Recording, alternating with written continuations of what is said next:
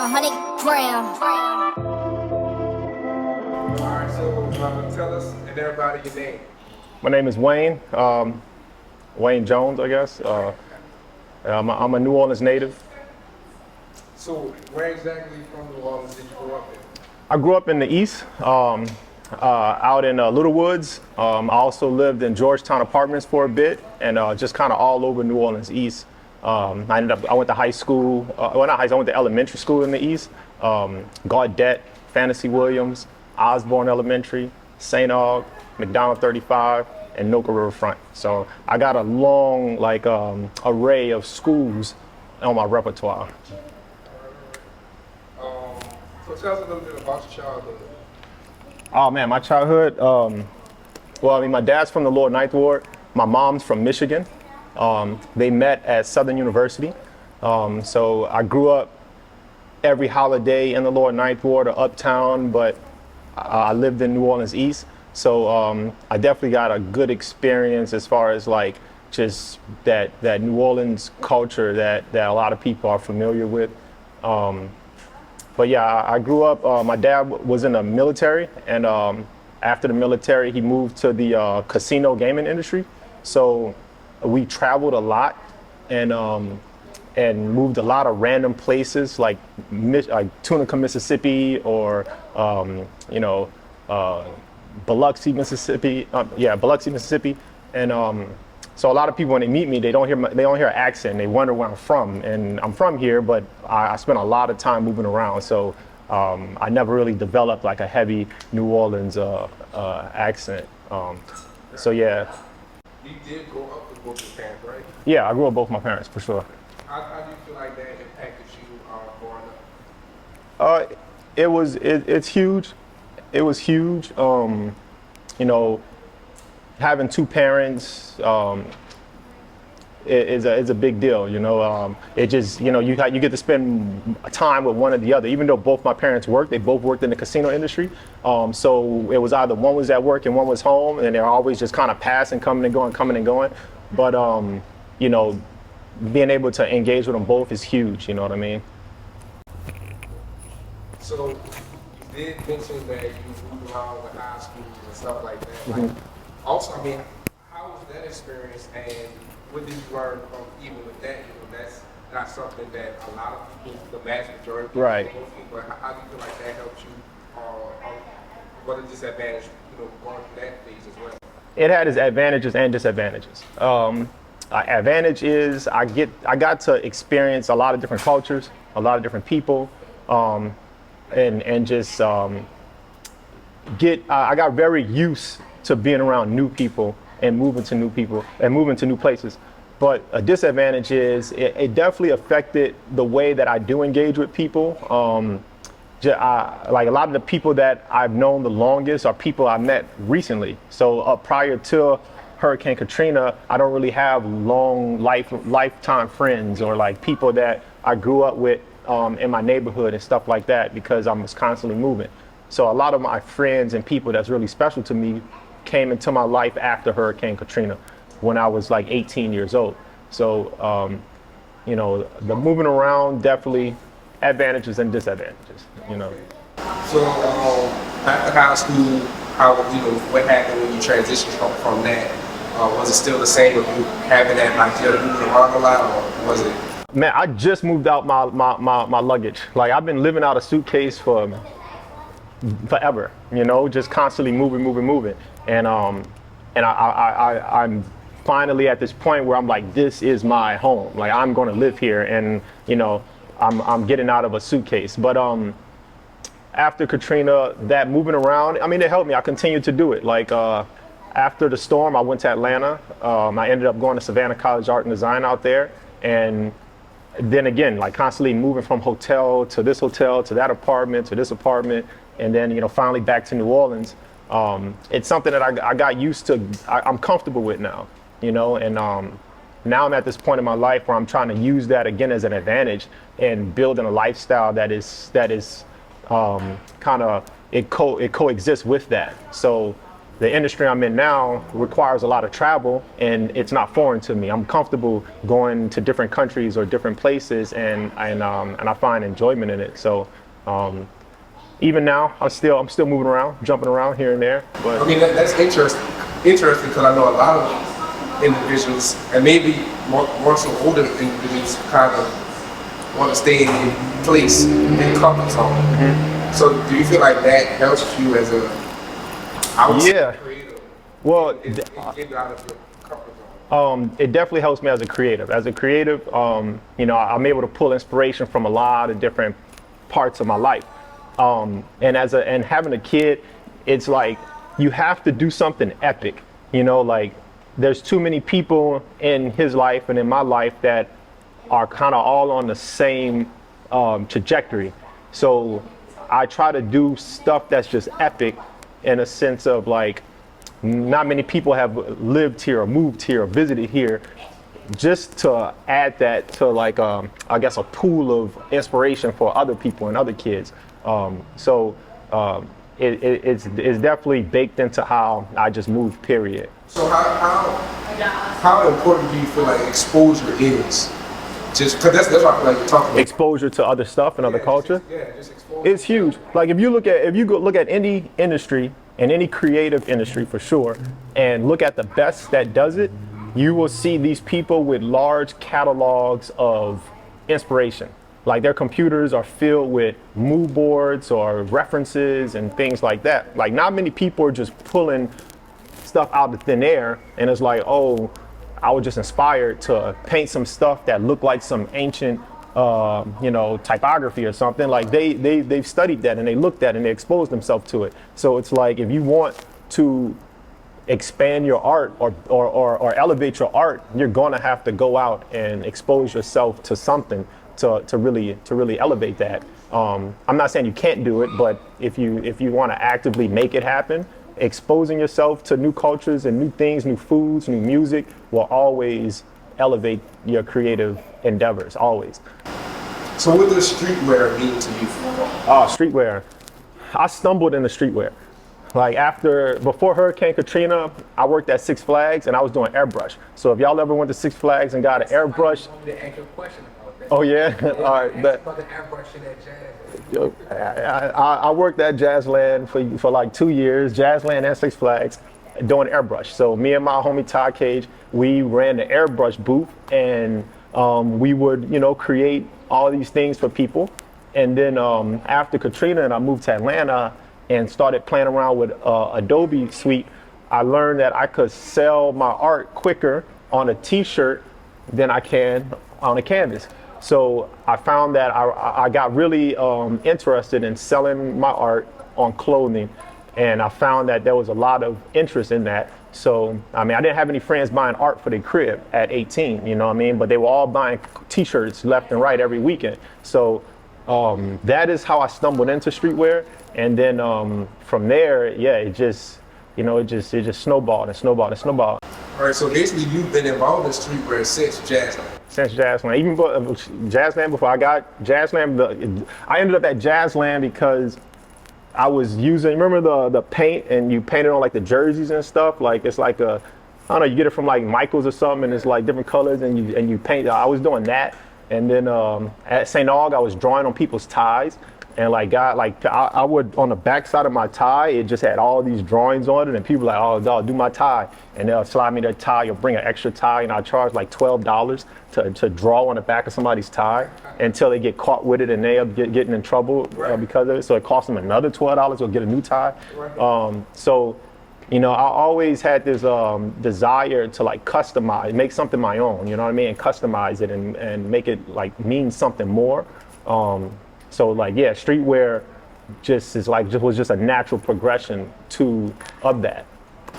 So tell us about the origins of Like Sushi.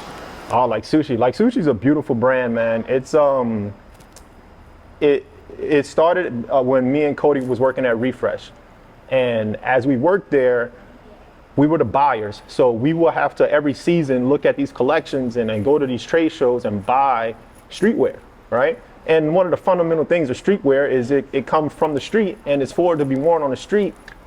And for us, we started to feel that we were buying brands nobody's heard of, bringing them into our store, introducing them to people, telling them about it, selling it to them, and then, you know, we get that money and we got to buy more. So we end up sending it to LA, we end up sending it to New York or whatever, and then we got to, you know, read that up. And that just got old real quick. And then it got to the point where we could build a brand as good as any brand that we'll find at a trade show. It'll be from New Orleans, by New Orleanians. All the nuances that we get as New Orleanians, we could bake into our brand that these LA brands can't do. And we just felt that we had to do it. Like, it was a brand that had to exist, because it wasn't right to see Supreme or all these other big brands have this dominance over those brands were just held so high of a regard just for hype and not because they came from the city. So we wanted to build a brand that was like a Supreme, that was it had passion in it, that was for the people. So that was the birth of it, you know, and the reason for us making it, because Cody had his own brand, I had my own brand. My brand is called Moneybags, and we realized that we could either continue to operate like that, or we could kind of do like a Voltron situation and build something specific. You know, and that's pretty much how it came to be. We wanted something that was we wanted a name that was as cool and as epic as Supreme and Undefeated and Reigning Champs, like all these big names that says something, Champion. So we came up with Like Sushi, and it's a brand that kind of, it tells you what it is, what it's like. You know what I mean? It's like, we're not telling you what it is, we're telling you what it's like. And it's up to a lot of individuals to make more interpretations of that. So yeah, and then when you squish it together, it looks like a foreign word, and that was just fun, you know. So yeah. So what keeps you inspired? What keeps me inspired?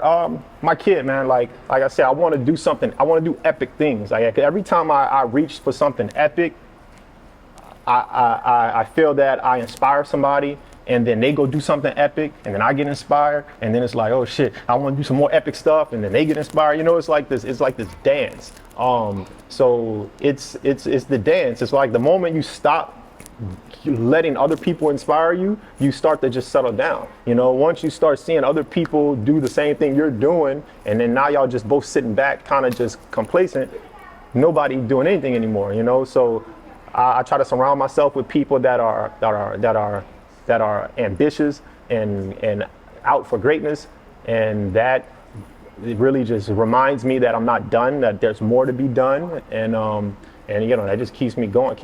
You know. So what are you up to now? What's going on lately?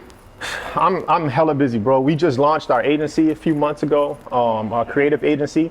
And all the years, people have always come to us and for insight or for assistance on things. So we decided to really pool all our resources together and begin to formally offer that as a service. So just the building of that has been very it's new to me,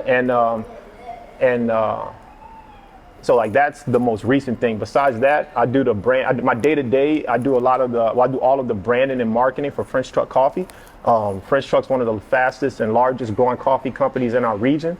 So that keeps me busy, but it also keeps me elevating. You know, every day is something new with that, and it definitely gets me to new levels. All right, so we'll kind of move on to more New Orleans kind of talk. Yeah. So what do you feel makes New Orleans in itself?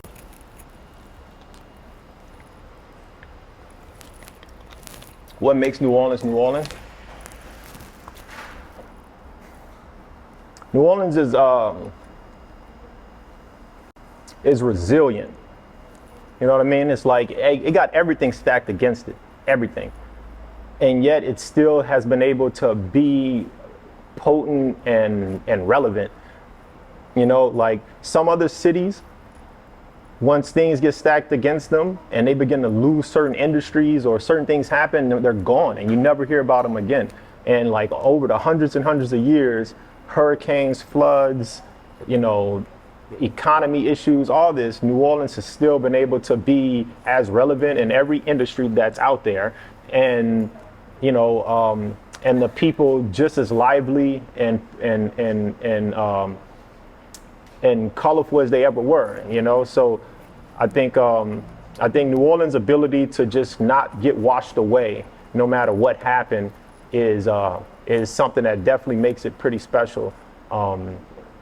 And yeah, it's a beautiful, like, no, I've been a lot of places, and for some reason I'm like, New Orleans is that headquarters for me. It is that home base, for sure. Yeah, I mean, I've been in a lot from people when they go and move around. New Orleans is only it's home. Yeah, it's literally the northernmost Caribbean city. Straight up, it's like New Orleans is just the American version of like all these like South American or Caribbean cities that you'll go to. You go to like the colors, the vibe, the food, the sound, the music. It's all, you know, similar to what we experience here. The moment you leave New Orleans and go deeper into the country, you don't see that anymore. It begins to fade away. So yeah, like New Orleans is definitely a special place. So tell us about a unique New Orleans experience that you've had that would pretty much happen anywhere.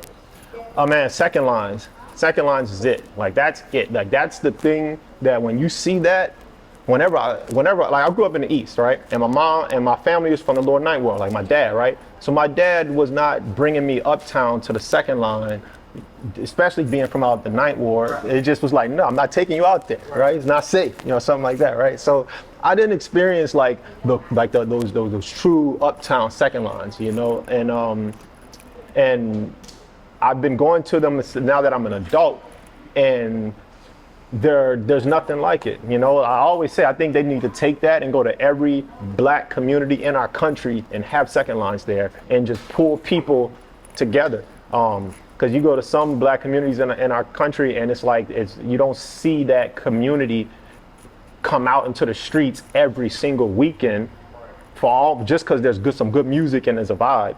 Versus, you know, they do it for the festivals and here and there, but it's not like every single weekend or, you know, at the spur of the moment, the whole city will just come out. So that is something that is like, I haven't seen that nowhere else. You know what I mean? What would you tell your younger self? What advice would you tell your younger self the knowledge that you have today? Dang, my younger self? Buy a house. Straight up. What I found as a creative, what creatives do, they put off some of these real world things because they be so focused on the art and so focused on the creative that they put off some of the things that if they do earlier on, you could be as creative as you want and there's less riding on it. You know what I mean? Like, yes, that ride or die, you know, inspires you and you make certain decisions that lead on to be great decisions, but at the same time, like having a foundation to build upon is huge. You know what I mean? It's like trying to draw something on a shaky train. It's like no matter how good you are, you probably could still draw it, but it won't be as good as it could have been if you had a stable foundation to create that art on. And you know, I look back and the thing is, it's not as hard as people make it seem. You don't need as much money as people make it seem. It's just you have to want to do it. And that's what I would tell myself. I'll tell myself to focus more on a stable foundation than just making the art and just being an artist. Because I think I did that probably a little too long, in which I probably should have been focusing on like foundation first. Or not first, but in unison, like one and the other, you know. And that's how I ended up as a in corporate design, where I'm designing. Not everything I make is not from a sense of just expression. I make things for companies to function for a specific purpose, you know. Like they reach out to me like, hey Wayne, I need this to do this for this, like this, and it has to meet these requirements. And I'm like, all right, cool, I'll do that for you. And like it functions. It's not, I don't just make art to like, this how I feel today, boom, take it or leave it. You know, it's like, nah, I need it. I like to make things that solve problems or function as a thing. And that's why I like Sushi. I think Like Sushi is a beautiful brand because we try to make things that they're not just, oh, this is how me and Cody feeling today, have it. and if y'all don't like it, whatever. No, it's like we've spent so much time in retail and so much time buying clothes from other brands for the city. We know how, you know, we know what people are looking for in a brand. We know what type of vibe is out there. So we're able to create things to kind of satisfy that.